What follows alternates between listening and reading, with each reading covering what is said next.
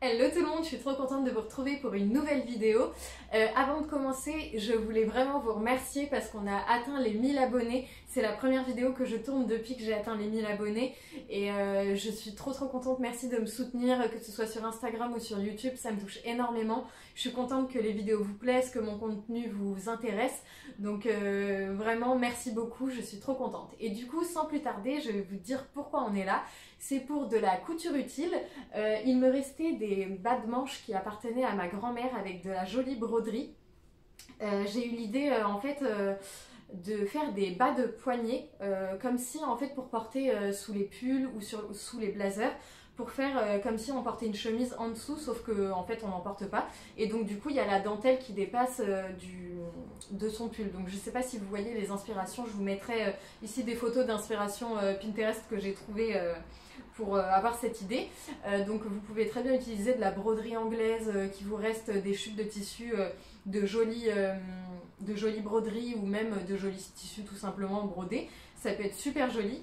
Donc voilà, et pour compléter un peu le look crépy que j'aime bien, je voulais aussi me faire un petit col amovible pour mettre par-dessus mes pulls. Du coup, pareil, hein, pour faire comme si on avait une chemise en dessous, sauf qu'on n'en a pas. Et donc pour faire ce petit col un peu prépi, je vais utiliser le patron de la chemise Honey. Donc je vais juste prendre la partie col et la partie pied de col, comme ceci. Et je vais vous montrer comment je procède pour vraiment faire en sorte que du coup ce soit juste le col. Donc je vous montre ça, c'est parti.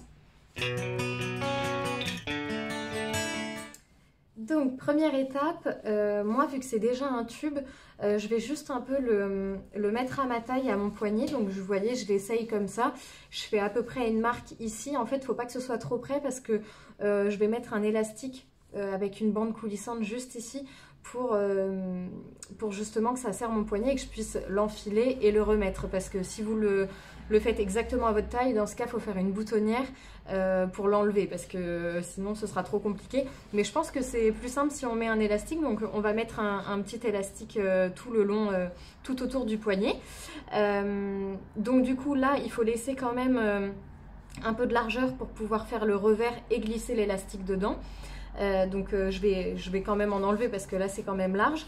À savoir, si vous n'avez pas un tube comme moi déjà préfait, vous pouvez tout à fait faire déjà avec une broderie toute simple et vous rajoutez un rectangle en fait endroit contre endroit, vous retournez et en fait vous aurez votre bande ici pour créer en fait la bande coulissante où on va glisser l'élastique. Donc je vous montre tout ça en image, c'est parti.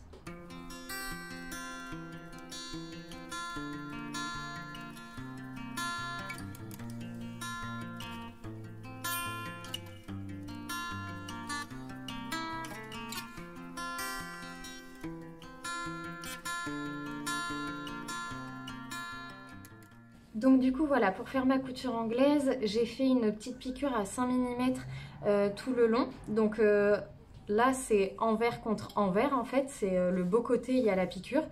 Et donc là vous retournez, hop, votre petit poignet. On va bien repasser pour bien écarter les coutures.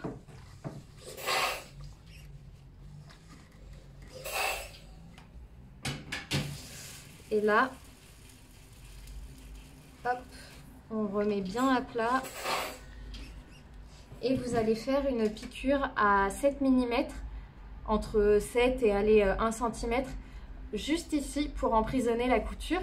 Et donc du coup, que ce soit à l'intérieur ou à l'extérieur de votre poignet, vous aurez une couture bien emprisonnée. Et quand il y a de la dentelle comme ça brodée, c'est quand même plus résistant après. Donc c'est parti, je vous montre juste après.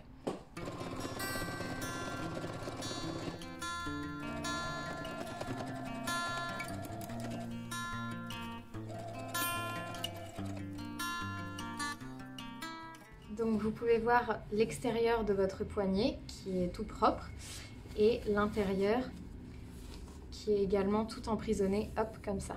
Donc voilà le principe de la couture anglaise, hein. Vous pouvez le réaliser sur tous vos vêtements, je vous en parle souvent. Du coup, maintenant on va passer à... Hop, on va couper ici pour pouvoir réaliser justement la petite coulisse pour mettre votre élastique.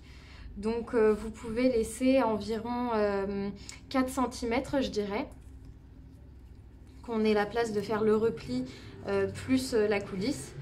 Donc 4 cm, c'est juste, même 5 je dirais.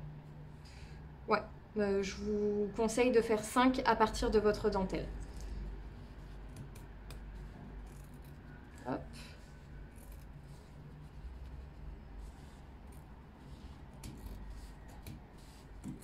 Hop.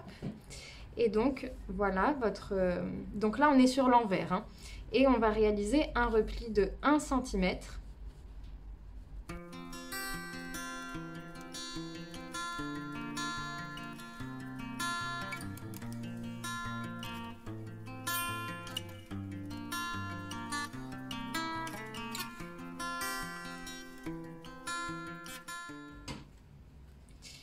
Une fois que votre repli est fait, vous allez refaire un repli en fait au bord, tout au bord en fait de votre... En fait on fait une coulisse hein, tout simplement, hein, c'est pas... il n'y a rien de sorcier, c'est vrai que c'est à trouver les mots pour expliquer, c'est pas toujours simple, mais en fait c'est très simple. Vous faites un premier repli d'1 centimètre et ensuite vous repliez, hop, comme ceci, et vous allez faire une piqûre au plus proche, juste ici. Et ensuite, vous laissez une ouverture, bien sûr, pour passer l'élastique. C'est parti.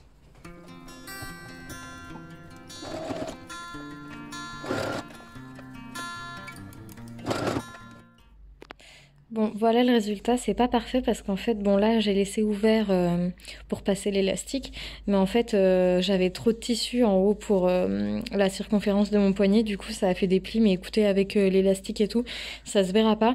Mais je vous conseille sur le vôtre de laisser plus de marge en haut et de bien faire attention que la circonférence de votre poignet, de la dentelle, au niveau de la dentelle ici, soit bien de la circonférence de votre poignet tissu, de votre rectangle en fait, parce que moi vu que c'était déjà un truc tout fait, c'était beaucoup plus large au niveau du tissu qu'au niveau de la broderie, donc c'était un peu plus galère. Je pense que ce sera plus facile si vous le faites vous-même, la partie tissu en haut. Donc voilà, donc là je vais passer l'élastique et on va voir ce que ça donne.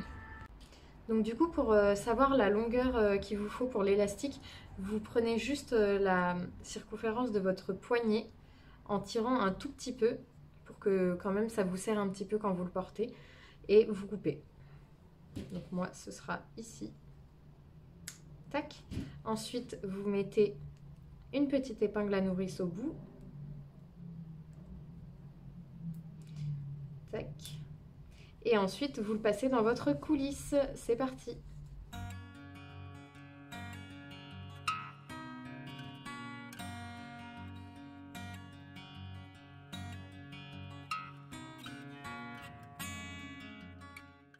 Du coup voilà, là vous faites une petite piqûre juste ici, hop. Du coup voilà, j'ai fait un petit point zigzag pour arrêter mon élastique, et là je vais refermer ma coulisse. Du coup vous fermez avec un point droit basique juste ici, et votre petit poignet sera fini. Je vous montre les résultats juste après. Vous faites bien sûr 2 poignets, hein, à moins que vous vouliez avoir que un poignet que d'un côté. Vous en faites 2 et vous aurez vos petits poignets romantiques pour mettre sous vos petits pulls ou sous vos petits blazers. Je vous montre les résultats.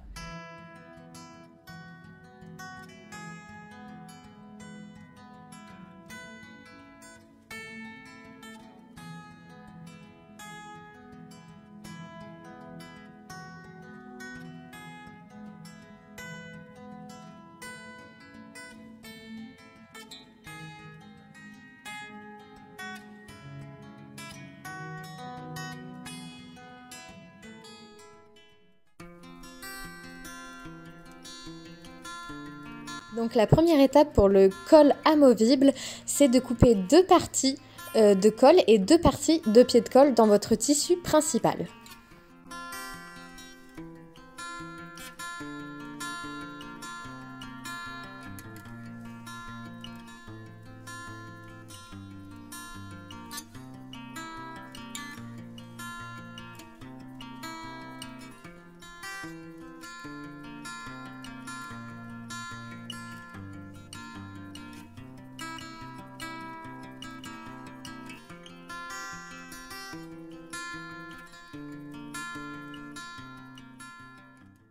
Maintenant que vous avez découpé vos 2 cols et vos 2 pieds de colle, on va passer à l'assemblage.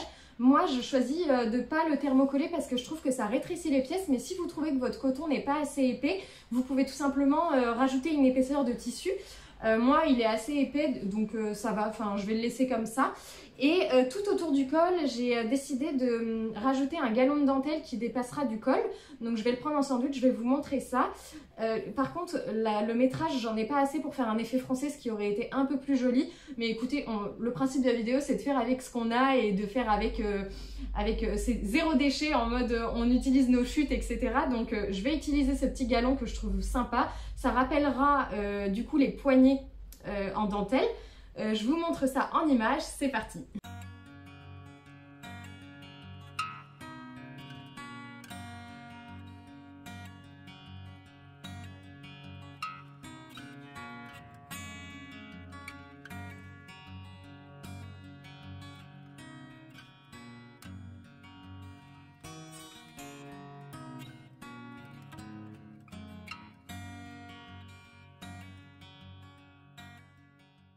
Donc là, vous voyez, j'ai épinglé partout pour voir à peu près la longueur qu'il me fallait. Je vois qu'il me reste tout ça finalement, donc je vais peut-être quand même faire un fil de fronce tout autour parce qu'en fait, j'ai peur que dans les coins ici et ici, ce soit quand même un peu froncé vu que c'est arrondi. Ça fera quand même un peu des plis, je pense que quand je vais passer la machine. Donc je vais un peu froncer, comme ça ce sera un peu froncé sur le devant et au pire je froncerai un peu moins sur l'arrière du col et ça se verra pas. Donc on va faire ça tout de suite. Je vais faire un fil de fronce à 5 mm tout au long de mon galon et je vais le reposer du coup en faisant des petites fronces.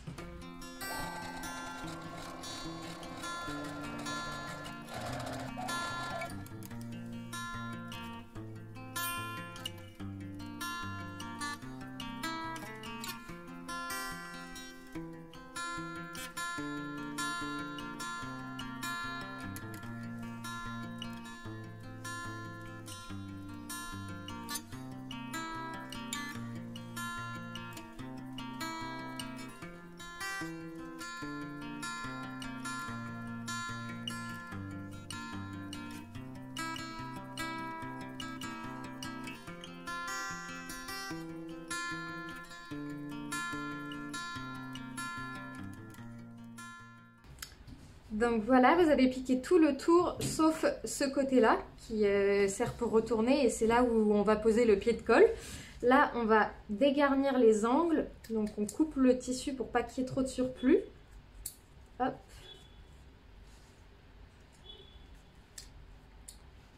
De l'autre côté également. Faites attention à ne pas couper votre couture, hein, surtout. Parce qu'avec le volant, ça fait beaucoup d'épaisseur et après, ça va vous faire une grosseur quand vous allez retourner.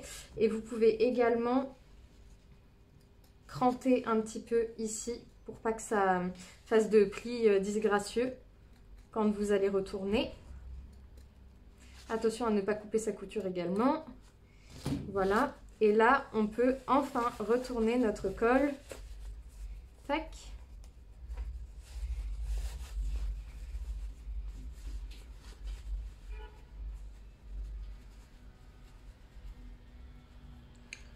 On ressort bien tout.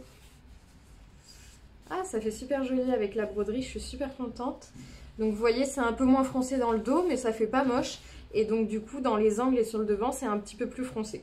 Je trouve ça assez sympa.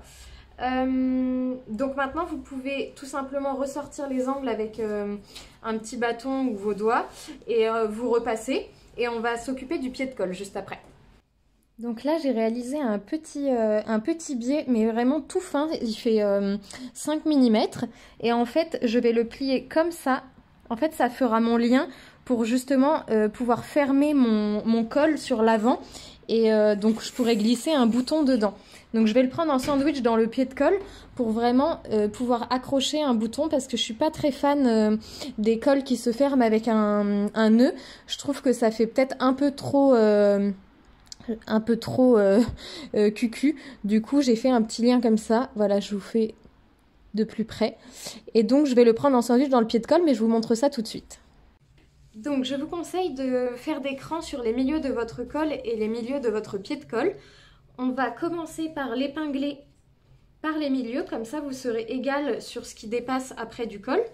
Donc là je vais l'épingler tout le long du col, donc une première partie du pied de colle, parce qu'il y en a deux. Donc là, endroit contre endroit, je l'épingle.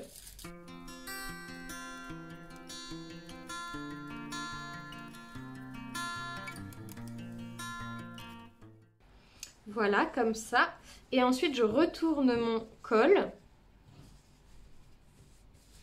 Et je prends l'autre partie du pied de colle que je vais mettre endroit contre endroit, également en marquant à partir du milieu. Donc, je vais faire mes petits milieux comme ça.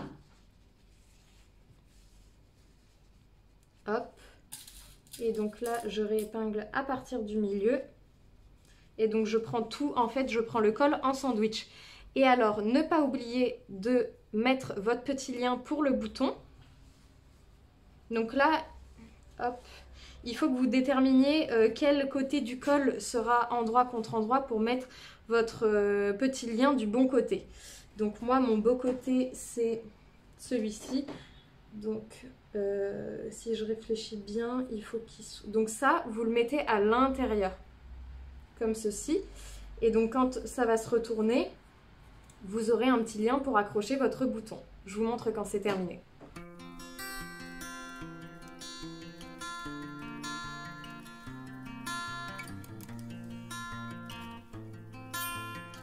Donc voilà, vous avez effectué la piqûre tout le long en laissant bien sûr ce côté-là non piqué. Donc là, vous avez fait 3 points d'arrêt et 3 points d'arrêt de ce côté-là, en prenant bien en sandwich votre petite bride.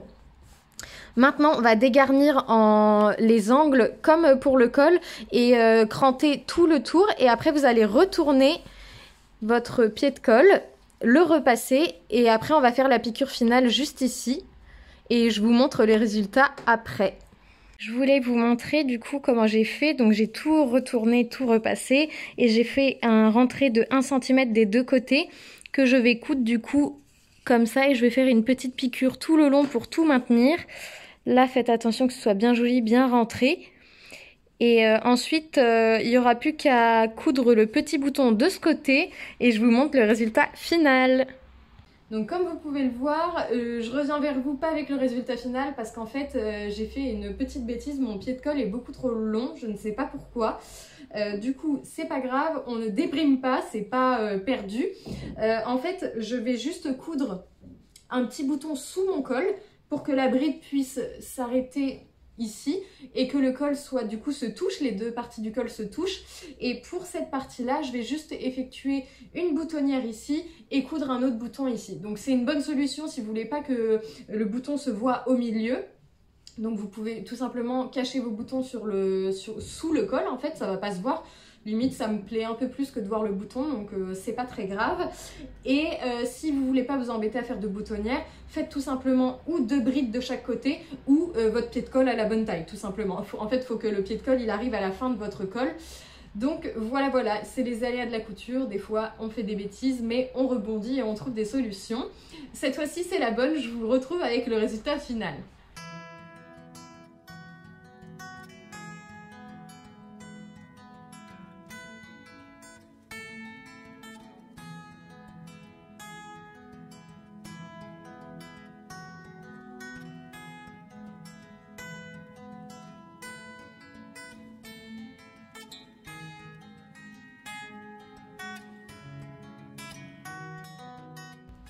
Et voilà le résultat, j'espère que ça vous a plu. Si vous souhaitez reproduire ce tuto, n'hésitez pas à me taguer sur Instagram au fil d'Agathe pour que je vois toutes vos réalisations. On peut vraiment le faire sous plein de formes colorées et en plus vous pouvez utiliser un autre col bien sûr hein, sur un patron que si vous avez déjà un patron de chemise, utilisez le col que vous avez à la maison. Moi j'ai utilisé le patron Oneil parce que j'aimais bien le fait que ce soit un petit peu arrondi sur le col, mais vraiment il y a plein d'options possibles avec différentes broderies ou même sans broderie. Donc j'ai hâte de voir tout ça. Si vous voulez m'encourager, n'hésitez pas à me mettre un petit j'aime et un petit commentaire. Et je vous dis à très vite pour de nouvelles aventures couture.